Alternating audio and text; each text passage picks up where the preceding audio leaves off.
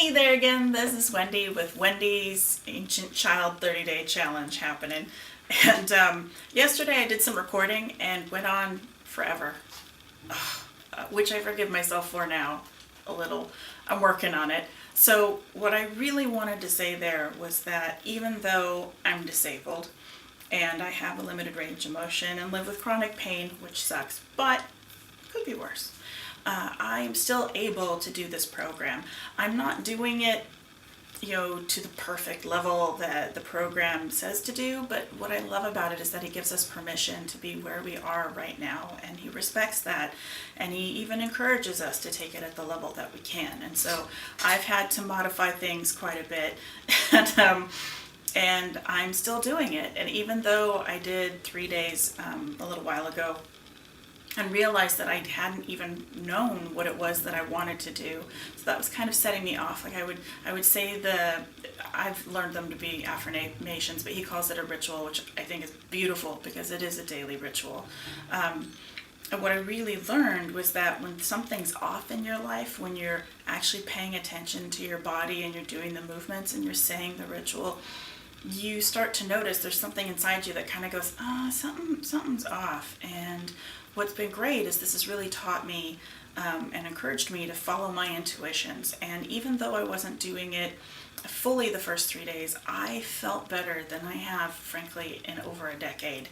And I was doing things that I had been stuck in, moving forward, filing all of my taxes finally, getting other paperwork dealt with, and getting my house excavated in areas where I really needed that for my own sense of peace. And learning to take care of myself, that if I was taking care of myself, I wasn't being selfish. I was actually loving and nurturing my ancient child and protecting her. And it was kind of sad to realize that I actually protect other people and meet other people's needs, but I was completely neglecting myself, and that's not really healthy. The other thing was I was really struck by how well this works. There's his little oh goodness, what is it called? It's in my music because I downloaded it to my phone, the Ancient Child mix down that you're supposed to listen to once a week. I was listening to it every night, and when I was kind of off kilter, I don't even remember what it talked about, but I would listen to it and I would immediately be able to get into a fully relaxed state. Best sleep I've had literally since I can remember, in about 3 to 4 years. And I woke up the first morning thinking, oh, did I give myself Benadryl so I'd sleep? Because I feel so rested. And then I realized it was actually the program that was working for me. So yeah, so even if you can't do it perfect, just doing it at all has been so cathartic and empowering. And I'm trying not to cry, I feel so much better and like it's going to be okay, and I'm moving forward.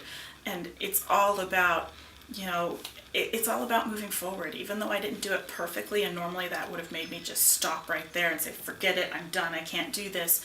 It's me dusting myself off and saying, you know what, maybe you can't do it at that level right now, but do it where you can. Get as close as you can, modify it here and there. So I can't do the Tibetans. I can't at this moment. And I am working with a physical therapist, so don't worry about me there. But I'm doing what are called nerve glides, which I don't even know if you can see, but I'm doing radial nerve glides and ulnar nerve glides in order to do anything where I lift things, here.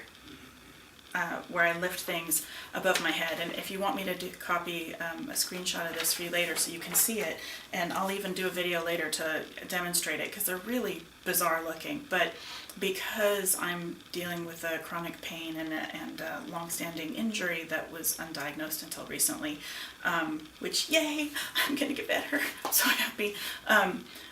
That I have to take things at a very, very minimal level.